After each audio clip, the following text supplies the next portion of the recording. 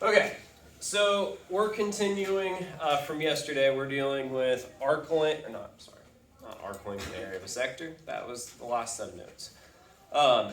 We're dealing with linear speed and angular speed, and we talked about those yesterday and how linear speed is a given amount of distance covered in a certain amount of time, right? It's distance divided by time. Angular speed is the change in angle of rotation with respect to time.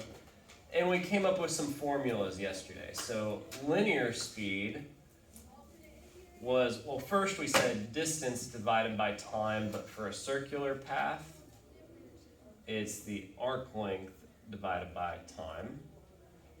So this was the formula that we had. We have to be careful with units.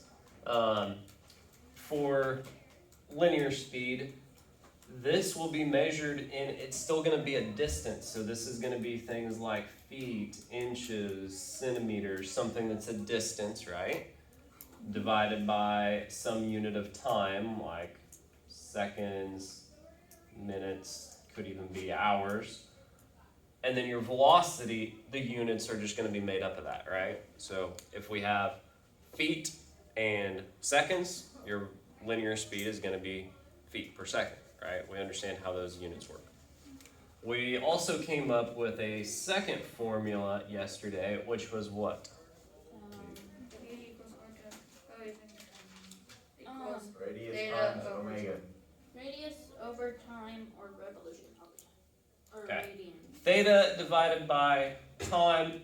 So this is going to be our angle divided by time. And again, if our theta is like a revolution and time is in minutes, that's going to give us revolutions per minute. If it's radians and then seconds, that'll give us radians per second. What was the third formula that we came up with? V equals RW. V equals R omega. Now, for this formula to work, this is what we need to be careful of. First off, what does each variable stand for? V is linear speed. So this will be things like feet per second, meters per second, a distance divided by time. Your radius is always going to be a distance, right? That's going to be feet, inches, something like that. For this to work, omega has to be in radians per some unit of time. Okay? So I want to talk about this for just a second. Radians are just a ratio. Okay? Technically, it's unitless, like the units doesn't affect anything in the problem. So, if I had a radius, say that was in inches,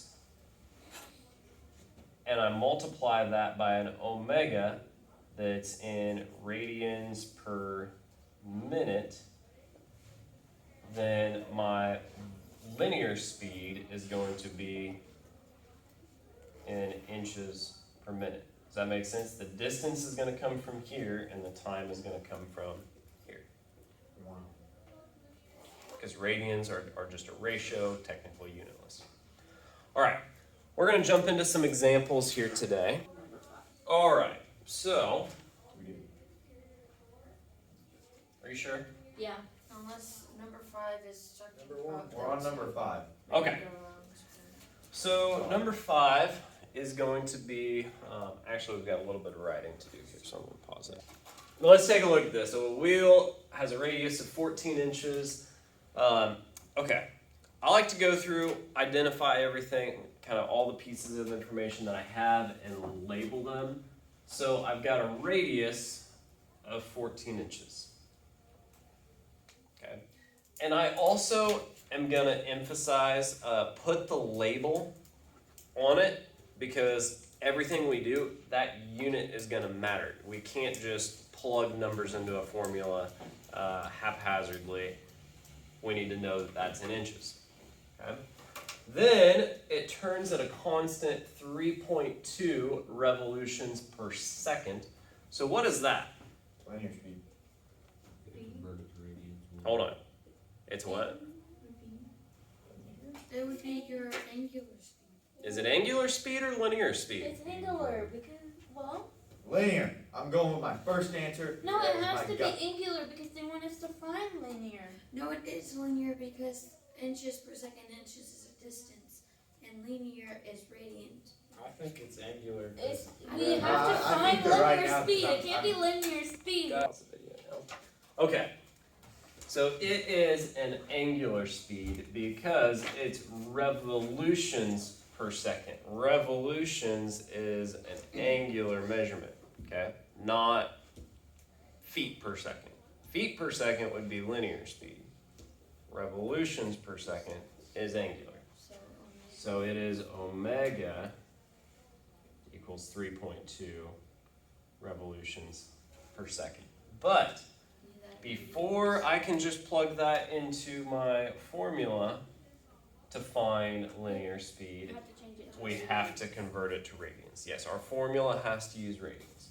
So we're going to go over here. 3.2 revolutions in 1 second. And notice it wants our answer for our linear speed in seconds, so I don't have to change the seconds. I just need to convert from revolutions to radians. So I multiply by 2 pi over 1 revolution. And I'm just going to leave it as 6.4 pi because I'm going to have to do other stuff with it, okay? Don't make it a decimal in your calculator because then you'll have to round and we're going to do other stuff. And I want to make sure I got the label right here. So this, what would my label be? Radians per second. Rad per inch. Okay. So now I'm wanting to find linear velocity, which is v. So, what is my formula that relates those three things? So you do radius times your angular speed. Yep, v equals r omega. I put my omega into radians per second, so that'll work. So now I can just substitute 14 inches times 6.4 pi radians per second. And again here, radians is just a ratio, so it technically is unitless. We can see exactly what my units will be because it's going to be inches Per second. per second. Okay, so I just multiply that, and we should get like 6. Okay, I have a question. 2. So it all has a bunch of. So we've got a truck traveling at 75 miles per hour. So first off, what is that unit? 70 Linear speed. linear speed. It's miles per hour. That's a distance divided by time. Again, I'm going to put the units here because that's going to be important. The tires have a diameter of 2.9 feet. Wait, so you have to divide it by 2. Yeah, we can't use diameter for anything. We need the radius. 1.45. So divide it by 2. 1.45 feet. Okay. And I am trying to find omega, but again, don't just go plug stuff into my formula willy-nilly. There's a few problems here that we've got to address. You gotta. You have to change miles to feet. Okay, yes, the distances here have to agree.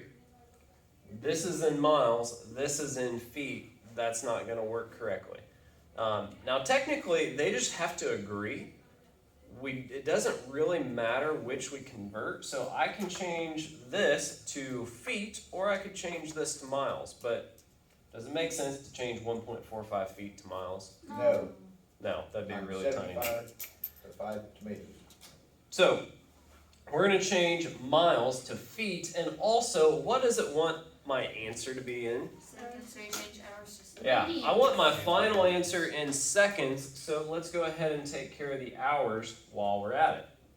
So I want to convert this to feet and hours to seconds.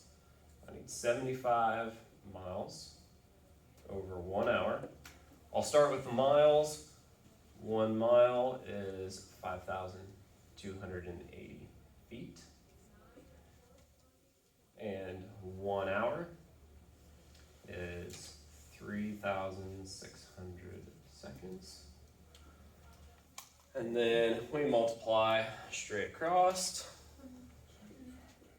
Yes, that is just our linear speed converted to feet per second. Okay, and then we have to change it to radians. Now, let's look at our formula. No, we don't have to convert anything. We're trying to find omega, so rearrange the Divide by formula. omega. Oh wait, multiply You do by 110. radius. Rate the speed Divide by by radius. radius. I was getting there, guys. Okay. So I still think we discussed it, but I'm just gonna plug that in now. So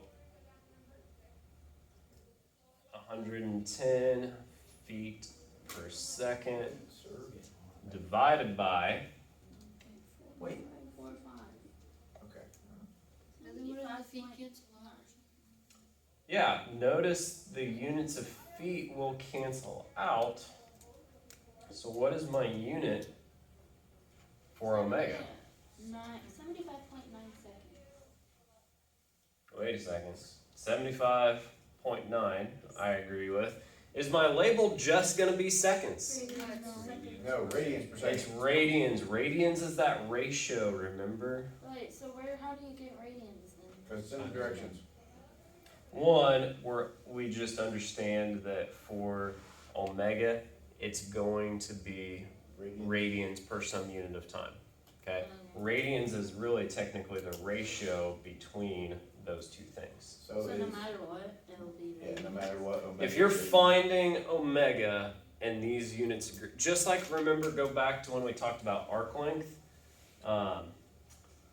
We defined theta as S divided by R, and both of these were measured in the same units. Oh, Same sort of thing happens there. that makes sense. Yeah. All right, that is it for notes today. So Yay.